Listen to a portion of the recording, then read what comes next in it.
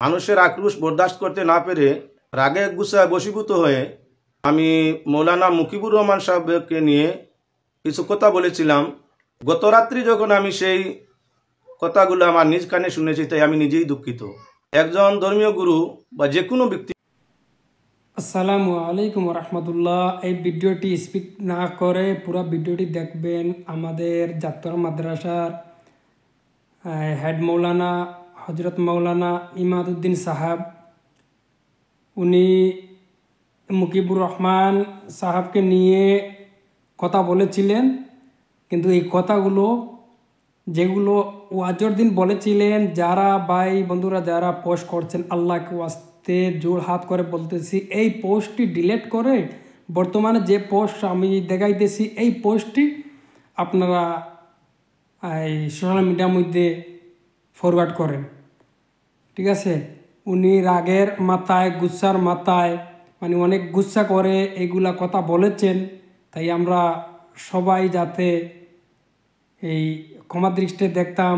উনি নিজেই উনার কাছে দুঃখিত, উনি নিজেই দুঃখিত। হযরত মৌলানা ইমাদউদ্দিন সাহাব, উনি উনার মুখের কথা শুনে নেন, তাহলে বুঝতে পারবেন। সম্মানিত ভারতবাসী, দেশবাসী, আমি সাংবাদিকদের দেখাইয়া আমার গরু আনছি একটা কথার স্পষ্টীকরণ দেওয়ার লাগিয়া। বিগত 21 জানুয়ারি মঙ্গলবার জাতুয়াপুরাউরি আলিয়া হাফিজিয়া মাদ্রাসার বিশাল ধর্মীয় সমাবেশ ছিল। সেই সমাবেশের সম্পূর্ণরূপের দায়িত্ব পরিচালনার প্রায় আমার উপরেই ছিল। আমি ভিন্ন ভিন্ন অতিথিদেরকে নিমন্ত্রণ করেছিলাম আমার প্রোগ্রামে আসার জন্য। তাই কোনো এক অতিথি বিশেষ কারণবশত আসতে পারেননি। তাই শ্রোতাদের আক্রোশের মোকাবিলা হয়েছিলাম আমি। এমত অবস্থায় শেষ রাত্রি মানুষের আক্রোশ বরদাস্ত করতে না পেরে রাগে গুসায় বশীভূত হয়ে আমি মৌলানা মুকিবুর রহমান সাহেবকে নিয়ে কিছু কথা বলেছিলাম। গত রাত্রি যখন আমি সেই কথাগুলো আমার নিজ কানে শুনেছি, তাই আমি নিজেই দুঃখিত।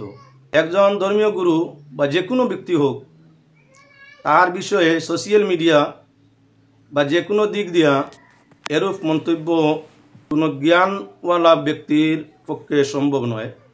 তাই আমি যে সময় এই কথাগুলো বলেছিলাম, মানসিকভাবে আমি অসুস্থ ছিলাম। আমার ভিন্ন ভিন্ন চাপের কারণে এই সময় মানসিক খুবই অসুবিধার মধ্যে ছিলাম। তাই আমি কি বলেছি সেটা আমি নিজেই বুঝতে পারিনি। রাত্রে যখন 22 তারিখ রাত্রে আমি যখন এই ভিডিওটি শুনেছি, তাই আমি দুঃখিত হয়েছি।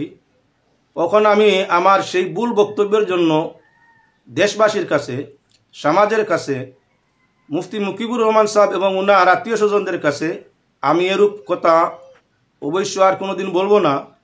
আর বরাকবেলির জিম্মাদার আমি নয়। তাই বরাকবেলির ভিন্ন প্রোগ্রাম হয়তো উনি রেখেছেন, যারা প্রোগ্রামে ওনাকে ইনভাইট দাওয়াত করেছেন, আপনারা ওনার সাথে যোগাযোগ করুন, আনুন এবং ওনার বক্তব্য শুনুন। যথা উপযুক্ত ওনার মেহমানদারি আপনারা করিয়া যেভাবে ওনার সম্মান রক্ষা হয় আপনারা ওনাকে সম্মান দিয়ে দিবেন। দরকার হয় আমাকেও সহযোগিতা রাখলে আমিও সম্মান দেওয়ার চেষ্টা করব। আর আমি আমার সেই ভুল বক্তব্যের জন্য ধমকি স্বরূপ যে বক্তব্য দিয়েছি সেটা কোনো অবস্থায় সঠিক নয়। মানসিকভাবে আপনার অসুস্থ থাকার দরুন এটা বলেছি। আমি এই বিষয়ে দুঃখিত। আর কোনোদিন ওনার ব্যাপারে আমি এরূপ কথা বলবো না। আচ্ছা, আমি ওনার বক্তব্যের উপর, ওনার ব্যাপারে যে বক্তব্য দিয়েছি সেটার উপর আমি দুঃখিত।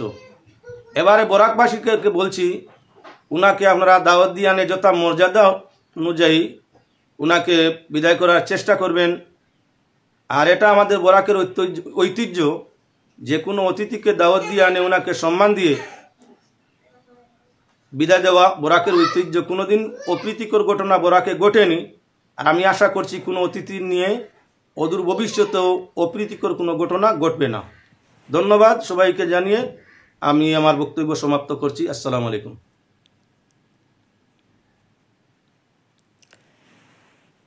তো আশা করি আপনারা সবাই ভিডিওটি শুনছেন। দয়া করে এই ভিডিওটি শেয়ার করে অন্যদের শোনার সুযোগ করে দেন এবং হযরত মৌলানা মুকিবুর রহমান সাহেবের কাছে যেন এই শেয়ারের মাধ্যমে পৌঁছে যায়।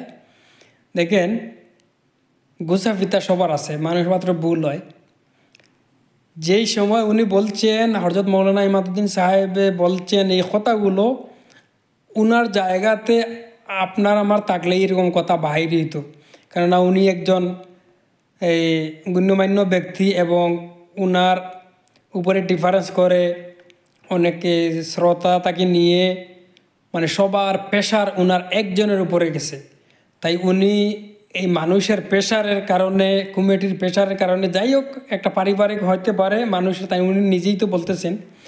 তাই এরকম হয়, তো হয় এরকম যে কোনো জিনিস একটা সমাধান আছে, সমাধান ছাড়া কিছুই হয় না। তাই উনি নিজে ভিডিও দেখে নিজেই উনি আক্ষেপ করতেছেন, আফসোস করতেছেন, এইরকম কথা বলা ঠিক হয় নাই উনি নিজে বলতেছেন। তাই দয়া করে আপনারা সবাই এই ভিডিওটি শেয়ার করে অন্যরা শোনার সুযোগ করে দিবেন। আশা করি বুঝতে পারতেন। সবাই ভালো থাকেন, সুস্থ থাকেন। আল্লাহ হাফিজ। আসসালামু আলাইকুম রহমতুল্লাহ।